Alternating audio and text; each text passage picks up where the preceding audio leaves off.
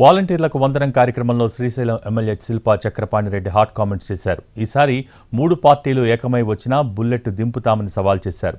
ఈసారి మొత్తం 6లే అన్నారు. వచ్చే ఎన్నికల్లో 50,000 ఓట్ల మెజార్టీ రావాల్సిందేనని, మామూలు గెలుపు తనకు సంతోషం ఇవ్వదన్నారు ఎమ్మెల్యే శిల్పా చక్రపాణిరెడ్డి.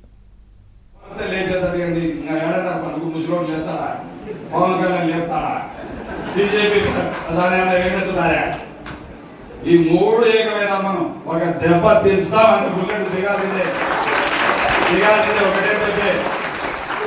ఈ రాజశేఖర్ కన్నా ఒకటి తీస్తాం అంతే, ఇంకా బుల్లెట్ దిగి మన కొట్టే 6లే 4 గిల్లు ఉంటాం, మొత్తం 6లేగా 50,000 దాటాలా క్వశ్చన్ లేదు. మీ ఆశీస్సులు, మీ నిక్కచ్చితనం పని చేయండి. నేను 50,000 ఉంటేనే ఉంటాను, 50,000 మెజార్టీ రావాల్సిందే. గెలుపు సంతోషం లేదు నాకు, ఈయనలు కొట్టడానికి అంత అవసరం లేదు.